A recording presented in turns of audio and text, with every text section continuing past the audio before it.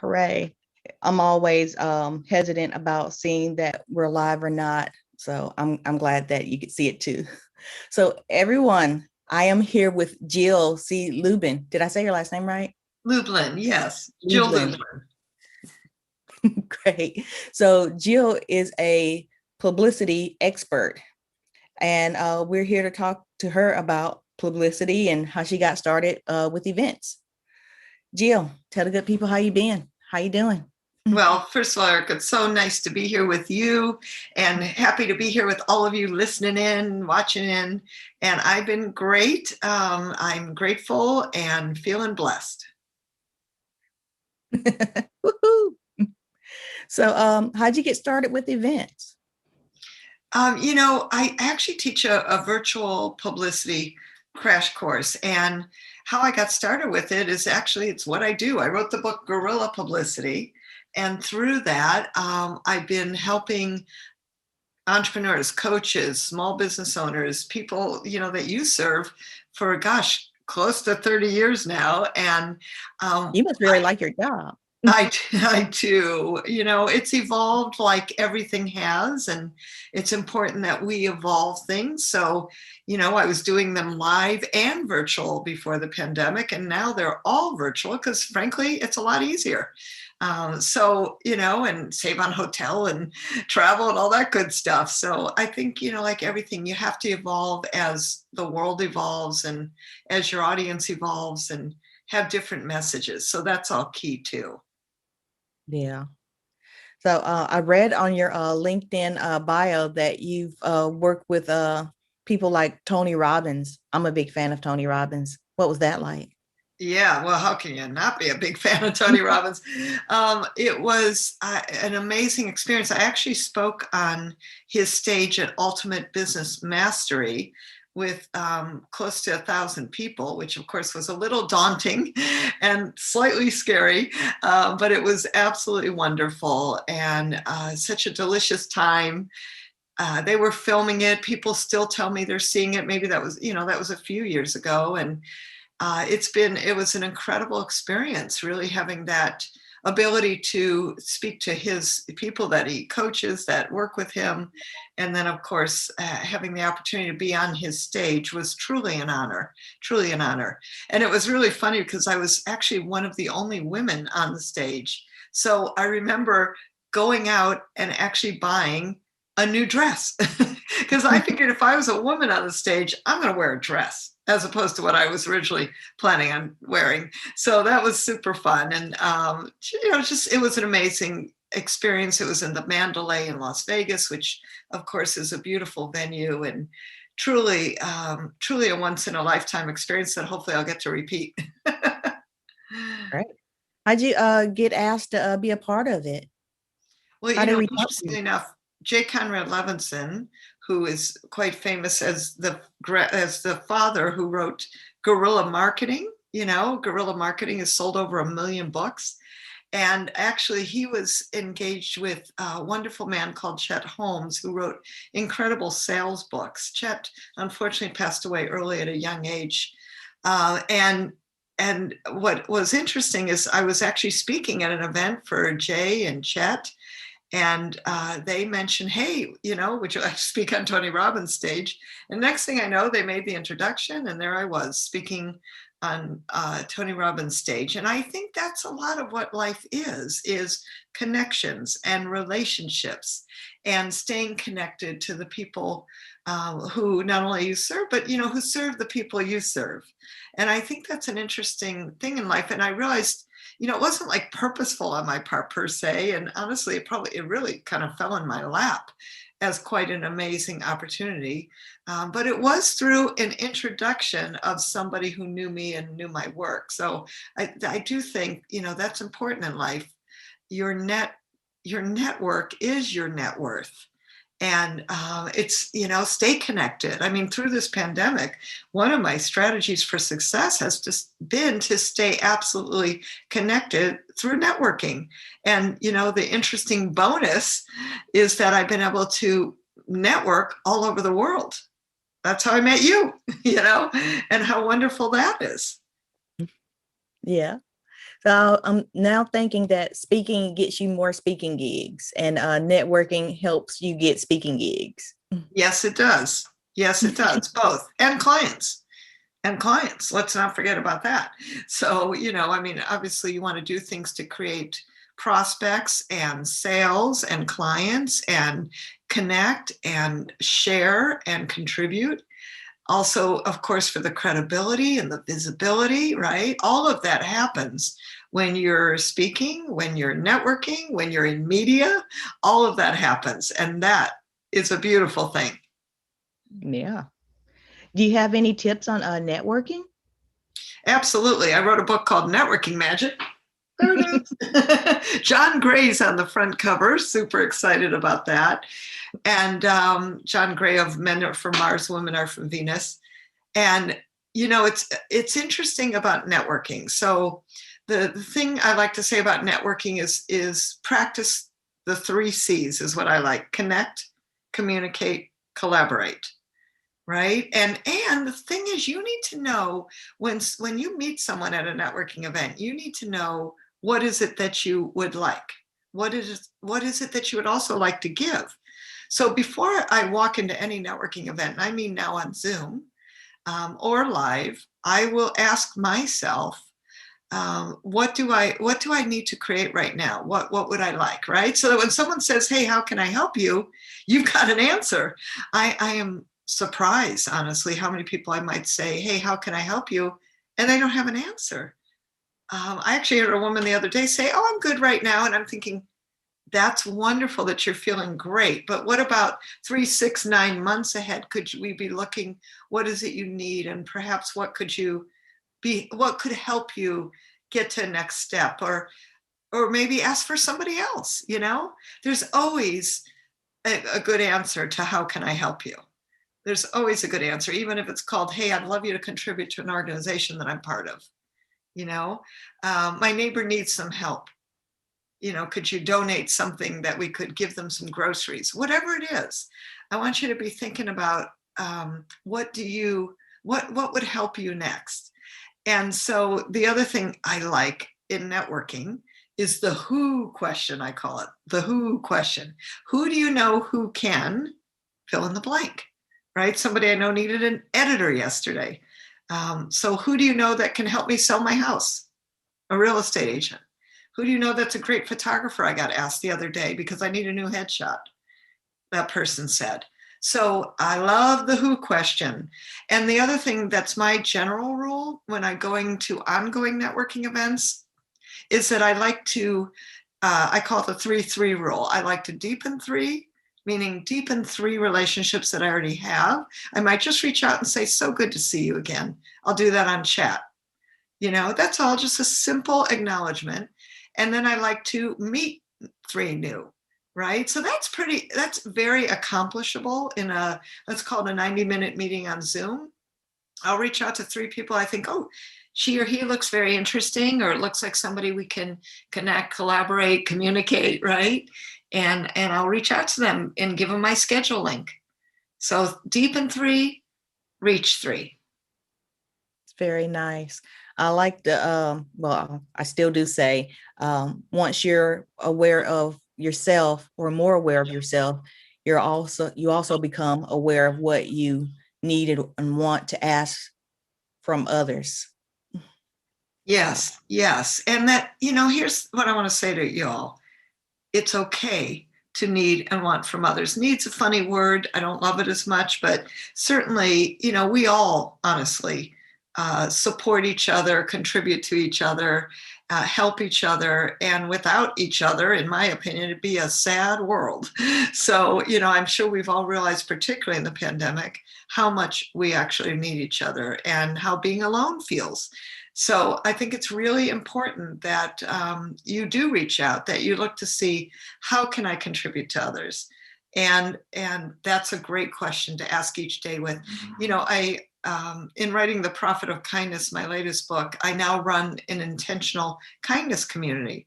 And so one of my rules for myself, and that I pass to the others in our community, is to practice a conscious act of kindness every single day.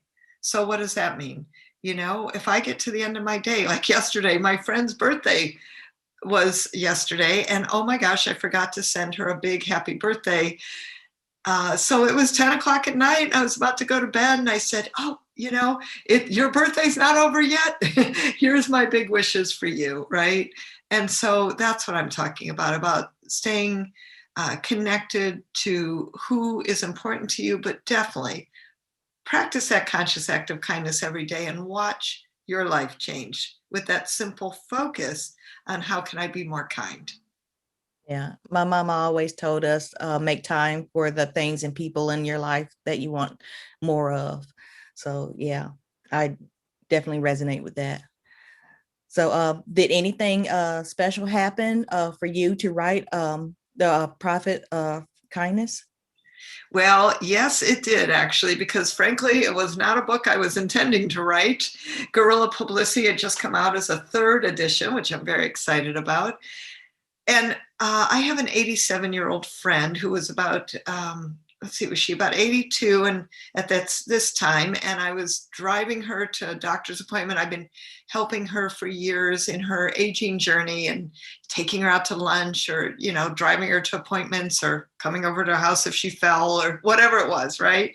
And she said to me, she looked across and she said, you are so kind. And if I wish, Jill, that we had a new currency of money, the currency of kindness. She said, wouldn't this be an amazing world if everybody practiced that and exchanged that in addition to money? And I thought, oh, the currency of kindness. I love that. And there sparked the book title, which became The Prophet of Kindness. That was the publishers who decided to change it. And, that was an incredible start of my journey of writing this book. And then in addition to that, once The Prophet of Kindness was out, God planted a new seed in my heart, and that was to run this intentional kindness community. So now I'm running, it's called A Year of Kindness, and we have probably close to 200 people in there. And imagine this, spreading kindness now in their communities and throughout the land. They're from all over the world. So I'm super excited about what happened from there and the kind of what I'll call the spark that got lit. And, you just got to pay attention to what people say to you, because it may be your next project. Even though I wasn't counting on that, didn't have any big plans for it, wasn't in my business plan, all that good stuff. So I just think sometimes the right things, appear in the right order. Well, that's some really good project management skills. It wasn't on your calendar, wasn't thinking about it, wrote a book, started a group. That's really good. Yeah, and I have to tell you, this kindness circles, when the book first came out, actually, to be honest, I didn't have time to do them. Meaning I was busy promoting the book. I was running my virtual publicity courses, the other things that I had in place already. And when the pandemic hit in March, I remember my first thought was, it's time for the kindness circles. And that's when they started, in the middle of the pandemic. Actually, at the beginning of the pandemic, because I figured everybody was, in lockdown, and it was a wonderful focus for an hour to, for people to have a new focus, and that is kindness. And so that now evolved into the Year of Kindness and into my Kindness Summit, all of which I'm doing now. That's really good. I've always heard that humans don't do well alone. Humans are pack animals. Humans need other humans to be around. So the fact that you had that was probably really helpful for a lot of people. Yes.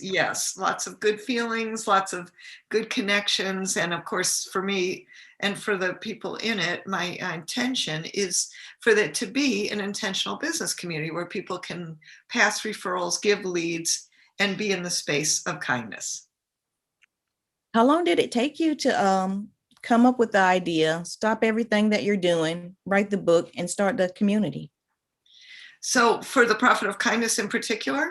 Yes. Well, here's what's interesting. This is, I think, when, in my opinion and my belief, that God has a plan for you and just paves the way, because, interestingly enough, with the book, it came out in 9 months through a major publisher. Now, listen, I've been working in the publishing world, helping people get book deals actually for 18 years. And I've never seen a book come out that fast, meaning they decided, the publishers, that they wanted it, that they needed it, and inserted me into their publishing schedule. So it came out really fast, which meant my deadlines were quick, which meant it had to be written fast. And in fact, it was really funny because I was creating these return on kindness principles. You know, everyone's always concerned about ROI. And I thought we should be also thinking about ROK, return on kindness principles. So I created rocks, you know, and there are things like compassion and flexibility and things that we need to have more kindness in our life. And I started making those and creating those, but I had help. I had help in writing the book. You know, success requires team. And especially with books, it takes a village to write a book and then multiple villages to help promote it. Right. So I had help. I had people helping promote the book, meaning people that I've helped, by the way. And I, because I'm a member of networks and in multiple kinds of organizations, see, that's where you lean into the places you're part of and, you know, the organizations you're part of. And there's often a way that they can help you promote. And that makes a big difference. Yeah, what I like about you is that you started with kindness and then you wrote the book. Like for me, this morning, it's like 7 o'clock for you and it's 10 o'clock for me. I consider that to be really kind because you didn't have to get up that early, but you're here hanging out with me, talking with all of us. I really do appreciate that because I know that's early. That's early for me. Yes, it's early. I'm not one of those early bird types, but you know, what I found in life is that you say yes, right? You say yes to opportunities. You say yes to hang out with Erica and be talking to all of you today, because, you know, things happen in ways that we don't always understand. And so one of the things, you know, when I teach people, say yes to media. You're media. You're having a beautiful show. We're here today talking to your audience. And I would tell everyone that I work with, you say yes, right? Now, I have said there was one that started in New York one time at 4 a.m, my time, 7 o'clock theirs. I must admit, I said no to that one. Other than that, I like to say yes because I think it's a beautiful thing showing up in life. And if I impact one of you today by listening to this, then I'm a happy girl. Yeah. I mean, I've gotten a lot from you already. Say yes to media, show up, be kind to people. When you help people, your networking will help you with your publicity. Speaking gets you more stages. Networking get you more stages. Yeah, all good things Yes. I can come away with so Thank far. So let's talk about guerrilla publicity. How did that book come about and what happened for that book to come about? So Guerrilla Publicity, which is kind of my flagship book, right? That's the piece that everything comes out of, meaning I teach virtual publicity courses from it. I do a lot of speaking because of it. And that happened. I was running a PR agency in Northern California, and I call it my boutique PR agency, and doing what PR people do and getting people great media and featured in magazines and newspapers and radio, TV, podcasts and blogs. And then one day I got like tapped on the shoulder from an agent, literary agent, who represented J. Conrad Levinson. And those of you who might remember Jay wrote Guerrilla Marketing, which, by the way, all of his guerrilla books have sold over 1 million copies. So that's really awesome, right? And Yes. Jay said to me, you know, I'd love you to write a book on publicity. We don't have one. And frankly, that's how Guerrilla Publicity was born, in a way just simple by me doing what I do, meaning being good at publicity. I was at that point already teaching and helping people in groups. So that was exciting. And Guerrilla Publicity got born. And now, you know what? We are on our third edition of Guerrilla Publicity. I mean, how wonderful is that, right? Because it had to get updated, of course, and with the new digital media and making sure that everything's in there in the right way. So super excited because, you know, here's the thing. People would spend thousands of dollars a month in, you know, working with PR agencies. So they're expensive, honestly. I know, I owned one, and I was actually the less expensive of the PR agencies, you know. But what I wanted to do was put all that information in a form that people like your audience, you know, and coaches, consultants, and could use in a different way, could use for their own business, that small business people could use, no matter what kind of business you're in. If you're a solopreneur, whatever you're doing, coaching, right? Like, I work a lot with coaches. And so I wanted to put it in a form that all people could use and have immediate results. And so Guerrilla Publicity was born, and I'm quite proud of it. It also was really an amazing career booster, right? This is why I help now other people get book deals, because I want people to have a way, if they can, to reach other people simply. And so that's something I've been doing as, you know, part of my business for many years. And, you know, to me, it doesn't matter whether you have a book or don't have a book. The truth is, when you get publicity, your business will multiply. And I remember a coach that I was working with, she got on ABC radio in San Francisco. You know, she was talking about how to make a coaching business work. Right? She was actually a newer coach, and they wanted to talk to her about, well, how are you making your coaching business work? And literally, because she got on an ABC radio station, you know, that drove so many more prospects to her business, which then turned into clients.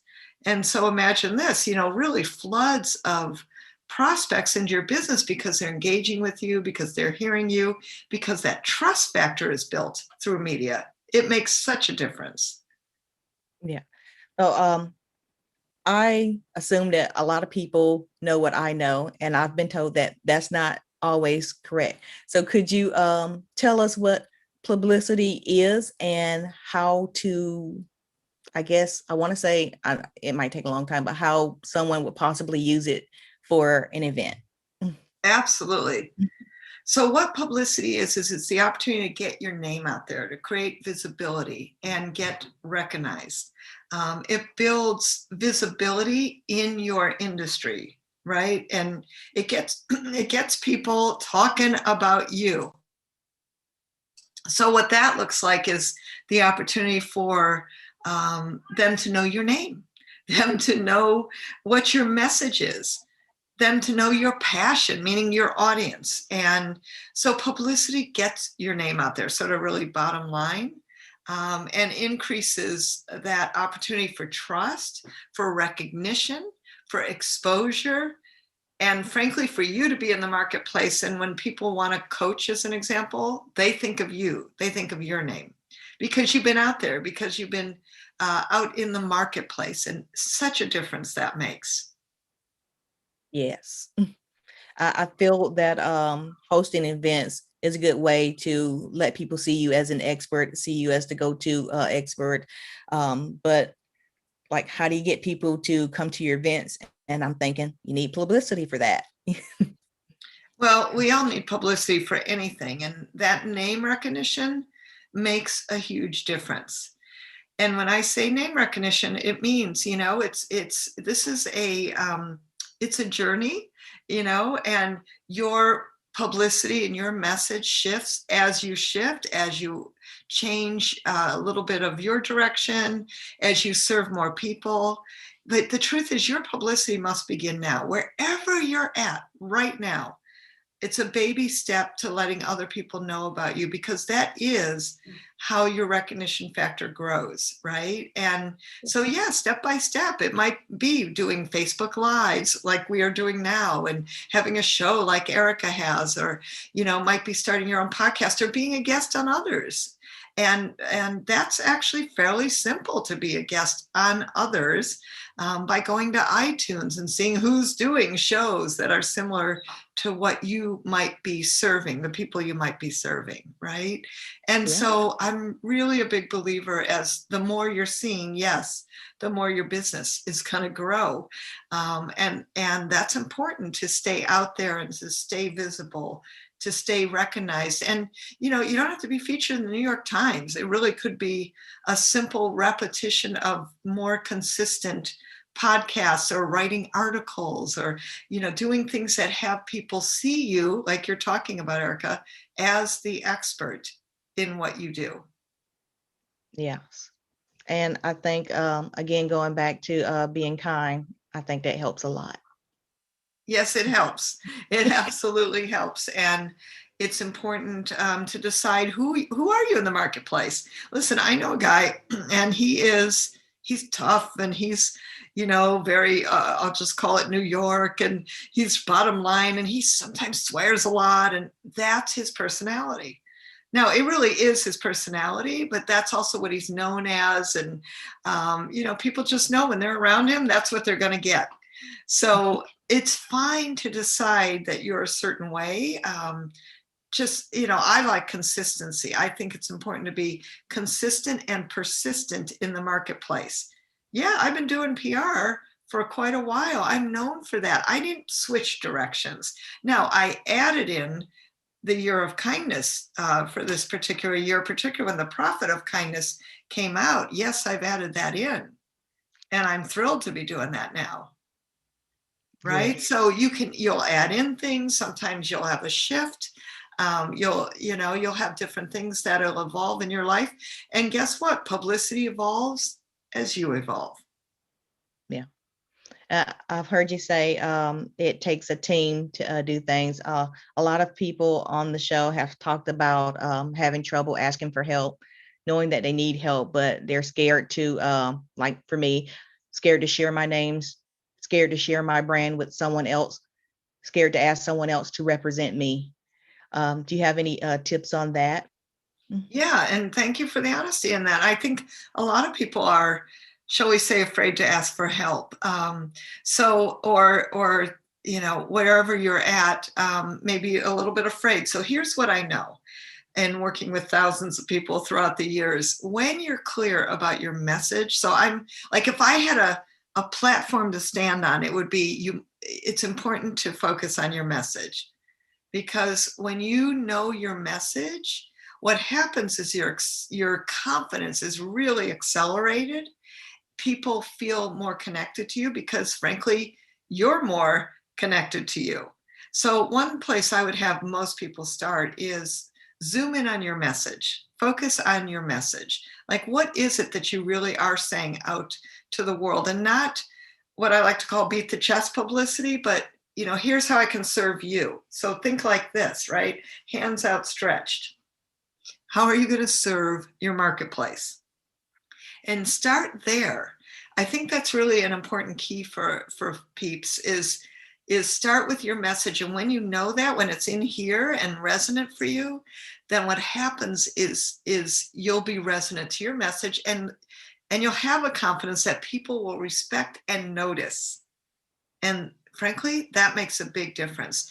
Listen, I work a lot with introverts, and what I notice is, again, when you have that, I know what to say, then what happened, that deer in headlights goes away, right? I remember an interior designer I was working with, and she's told me, she goes, every time someone says, what do you do?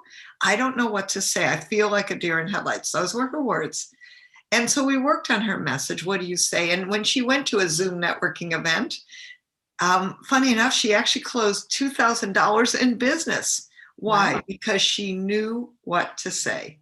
And I think you just start there, and then a little practice in front of the mirror, watch your body language, smile a little bit, even if you're a little scared.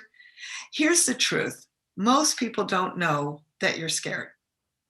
And so, part of that is just the breathing. And what I've learned, being scared occasionally too, is that excitement and fear feel the same.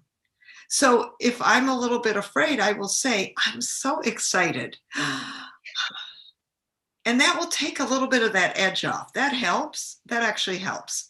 And to know that, life is about showing up, so that sometimes even if you don't want to, or maybe a little afraid to, or speaking up, part of that is just the practice. So even going to things like Toastmaster is very helpful. Toastmasters is a great organization that helps people with their speaking and helps start feeling more comfortable. So I say put yourself in at least maybe one environment where it's a push, or it's an expansion of, oh gosh, how can I be helped? I'm happy to help you in any way I can, because I'm really good at helping people with their message and coming out of their shells and being able to effectively communicate the right way to create more business. Because here's the thing, and this is what I truly believe, that if you're not in front of people helping people, it's like, I want you to have impact and make a difference. And publicity equals impact equals influence, right? And publicity equals influence equals impact. So you will have more impact and influence when you're being seen and heard. Otherwise, it's okay if you don't want to be. Go out to lunch with your girlfriends or your friends, and that's fine. But I have a feeling the people listening here want to have an impact in the world. And what I love about being out there, whether it's through networking and publicity, is you have that impact. And what I love about publicity is, hey, listen, you can write an article and influence people. You never even have to talk to them. That's awesome. Or you could be on a show and be talking one to many and have a lot more influence quickly. Yes. So when you're saying be clear on your message, know what you want to say, I'm thinking likes attracts like, with whatever you put out there. Like, I got you to be on a show. You're a really great guest. You've been great when I met you in a networking event. I feel lucky that you're on the show. So yes, I feel that likes attracts like that way. Before we became on live, I was telling you that I have an opportunity to work with a possible client. I'm excited. What scares me is asking other people for help on this project. Because they tell me that they don't have a lot of time to host an event. I can put it together. I can find their speakers. I can do the interviews. I can make it pre-recorded, and I can make a schedule for it. If they do it live, I'm going to have to ask for help. I'm going to need at least 4 people to help me and run the show. I'm going to expect them to show up and actually do the things they told me that they could do. What scares me is if they probably won't show up. If they did, do they know how to do the things they told me they know how to do? If we do a run through and I find out that they can't do what they said they could do, I'm going to have to find somebody else. I'm going to have to tell them, no, you can't hang out with us on this event. I'm going to have to find somebody else and do the whole thing over. That's the stuff that scares me. I understand, like everything in life, sometimes we have team members who don't show up or don't show up properly. And, I think all of us, I mean, me included, have had those times where it's like seriously disappointed, or my business was hanging on an edge because of team members that were inappropriate and didn't respond properly from a service that I was using, right? So part of that maybe is the lessons in life. And I do think being in business, you got to be doing due diligence all the time. That means getting referrals and networking appropriately and asking questions about people and how was that working with that person for you? And, that's a good thing. And certainly I think it's fine, like when you're saying you've got to have team members who better know what they're doing and, asking deep questions. Tell me about the time when you did this, right? And because I Zoom interview people and they're all over the world who work for me, I have several team members in the Philippines, and, we will have Zoom meetings. I will ask deep questions. I'll give them usually, and this is how I learned, an hour of work, just an hour, and have them go do it, and then have them report back 2 different ways. And then I just watch. How do they do? Are they responsible? Are they on time? Are they focused? Do they look me in the eye, even if it's on Zoom? How are they communicating afterwards? So these are all things that I watch. and it'll tell you a lot about people right away. And usually I find people will self-eliminate, especially if you put them through at least, I thought, like 3 hoops, literally. And they are hoops, you know, they're different meetings. And so you just watch all those kinds of things. And then I have other more intangible, I call considerations with people. I want people to be positive around me and upbeat, you know, and a make it happen kind of person. Yes, I can do that. And then we'll figure out how. And I think that's an important piece too. Yeah. I worked with a guy who was hosting an event, and I asked him, how did you know when to ask for help? Why did you hire me to do this? And I asked him, how did he know that he could trust me? And he said, I didn't. I was like, really? But you let me work on this project with you. He's like, yeah, I asked about you first. I talked to you. You showed me that you knew how to use this platform. And then I hired you. I was like, oh, I totally missed that because I thought we were just talking. Exactly. So he pre-interviewed you is what he did. Yeah. Right. And I think this is important. Yes, it's a good thing. Absolutely talk to people. I absolutely don't just, you know, rush into most relationships. As we all know, you know, you've got to see what's going on and what makes most sense and what's most appropriate. So that's a beautiful thing. And never feel like it's, shall we say, an intrusion to ask people for references and to ask people to talk a few times. You don't have to feel pressured or pushed into anything per se. And you can tell a lot about people, you know, just being on Zoom and watching people and seeing if they, I tell you, there's the showing up on time. And I always ask for a written report just to see how people communicate about what they did, you know, super great. And it helps a lot. Yeah. I've always heard that if you want to grow, you're going to need people to help you. And you could go far when you have people that help you. Yeah, you know, listen, we do not do this alone, any of us. And you watch any good athlete, any champion in any industry, and they have team, they have coaches, right? Just like I'm a coach to many, I also have my coaches. And I have 3 of them, by the way. So I am a big believer in keep people around you who are part of your success team. You may not work with them all the time, you know, like Erica, you know, people will need you as they're doing events. Great. But so I think it's really important that you have people on your team that you can reach out to in any moment and know who's who in the zoo, as I like to call it, and who's good. And that's the people you're going to use. Yeah, that makes sense. So doing going on stages. Do you miss going on stages? You know, I am actually on stages. There are Zoom stages. Okay. They are Zoom stages, and I'm doing probably 4 to 6 a week. A Wow. week. Yeah. So I don't miss going on stages because I'm actually speaking more than ever, and I'm having a lot of fun. Do I miss the interaction, the human networking, the hugs and hellos? And yes, I miss those. I miss those. But honestly, I'm having a blast virtual speaking, So and I'm really loving it. better than in person? Well, you Since know what's interesting? I'm able to, like, I actually spoke for the Baltimore Chamber of Commerce virtually. Okay. What was super great about that is I didn't have to go to Baltimore. I didn't have to spend 3 days getting there, coming back, staying overnight, you know, all that stuff that I would normally have to do. I actually had an amazing VIP client come out of that, who not only went through my virtual publicity course, but hired me for her whole team to help them with their message. So amazing things happen, and I didn't have to get on a plane. That I like. The, you know, sort of stress of travel, I don't miss that. that sounds amazing. Haven't ever since this whole thing started and when things shut down, I have been doing a lot more virtual summits, been going to a lot more, attending more.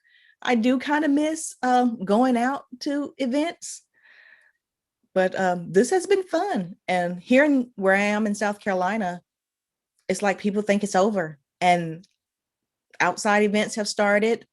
So they've let a few people come inside for events. I'm like, wow. So I didn't know if you're ready to go back to being on live stages, or are you happy with being on virtual stages? I am so happy with being on virtual stages. And, I've been entertaining some offers for for live events.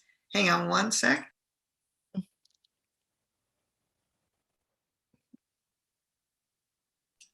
I have been entertaining some offers for live events, and I consider them. I've been saying no to some. I've been reassessing, frankly, a lot of what I'm doing, and like everything, getting paid well to show up for a live event is beautiful. So I'm absolutely looking ahead, but I'm looking more at 2022. And I think it's a beautiful thing that we've been doing, creating virtual events. I think, frankly, going forward, organizations would be smart to do hybrid. And why not? Because what I've seen in doing and speaking, at many events, is the opportunity to reach a lot more people. Because guess what happens is, as we've been speaking at these events, what happens is their audience has gotten bigger. Like, I know a networking event, and usually I would come into Phoenix, Arizona, and do a live event that this gentleman did. He had 150 people would show up live, wonderful event. And I'd fly in, and every year I would do his event. Actually, sometimes he'd do it twice a year. Well, now he said to me that his organization has grown so much that he's thinking he's probably not going to he'll do one live event a year and the rest will be virtual. Because what's happened is he's now been able to reach people all over the world. Yes. And he doesn't have to just be in Phoenix anymore. Isn't that amazing, right? Yes. That's one of my favorite things about it. Not having to travel, not having to get a hotel, not having off-duty police officers per 25 people, not having to have your liquor license, not having to pay for insurance for the building. You can have what is it called when the food comes to your house, delivery. You can do that, but you don't have to pay for a caterer. You don't have to pay for floors, but you can have those delivered if you wanted to. So yeah. So much easier. And as a speaker, it's a lot less stress. As a program, as an event manager, I think a lot less stress too. And I'm loving the virtual events, mostly because we can reach so many people so quickly. And it's just easy to do and easy to deliver, at least for me. The speakers I know are just as good on Zoom as they are live. And, maybe we have a little less interaction, but, I'm using more props now, and that's been really engaging. And I've learned how to do that and integrate it into all my speaking. And I'm having just as much fun and giving just as much value and contributing, I hope, to so many, actually more people, because I can reach them more quickly and more effectively and easily. No. So what's your favorite virtual platform right now? To be honest, always Zoom. I've done a few of them because I've spoken on some different platforms, and I remember the first one, and I don't remember, the name of the platform, although I used it at least 2 times. But, all of us speakers were like out in the hallway, so to speak, because we couldn't get into the rooms. The attendees couldn't get in the rooms. My concern with new platforms often is people don't know how to use it. So I found that consistently the Zoom platform has been easy and easy to deliver. And I know that some want other platforms, and I have come in them once, I think with an H, I just can't remember right now. And it was, once I started adopting it got simpler. I just think, you have to be careful of new platforms because frankly, it's new to everybody, whereas Zoom is not new to everybody anymore. And I think everybody knows how to manage it. So that's just something I've noticed.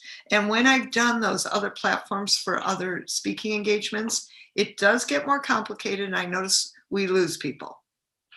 Oh, so What's about yours? 2 weeks ago.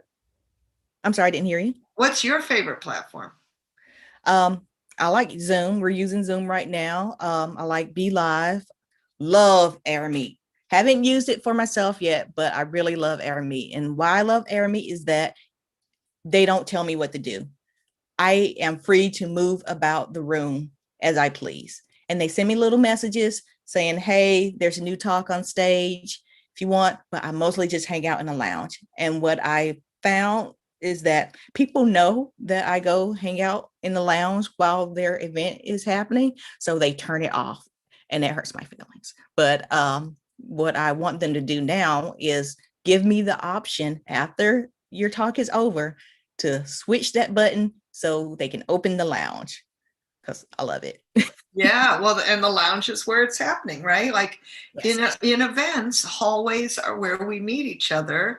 And I always think in any event, you need time for people to network effectively. It makes a big difference. Yes. So 2 weeks ago, I had to train people how to use Zoom. For onboarding, I usually do a walkthrough of how to use the platform. So I'm hoping that they won't get as lost, but I got assigned a team, not people I picked, but working with others. I'm showing them how to use Zoom. And I'm thinking it's 2021. Why don't you know how to use Zoom? But I'm showing them and they telling me that it doesn't work. I'm like, all right, automation is your friend. All you got to do is click these buttons and it will work for you. But we got through it. And I was surprised that they didn't know how to use it. They didn't want to use it, but we were all trying to work together for the end client. Uh, Hooray for finishing up. But Jill, I know you got another call in about a few minutes. So I want to get you to tell people where they can find you, where they can reach out to you. And I know you have an offer. Absolutely. Thank you, Erica. It's such a joy to be here with you and to everyone listening. I would love to help you in any way on your messaging, your publicity, a focus on kindness, on publishing, whatever questions you might have. And, I'd love for you to post a link to my schedule if that's okay, which is jilllublin.com/schedule. Please come on. And then I've prepared a free gift for you. And that is the opportunity to have great PR tips. We've covered some today and I got more for you. And you can connect with more great publicity tips and get your free gift at publicitycrashcourse.com/free gift. Okay, so that's filled with more. All right, Jill, I appreciate it. Thank you for your time. Thank you for sharing your knowledge with us. It's appreciated. It's a joy and a pleasure, Erica. Thank you. And I appreciate you and the work you do out in the world. All right.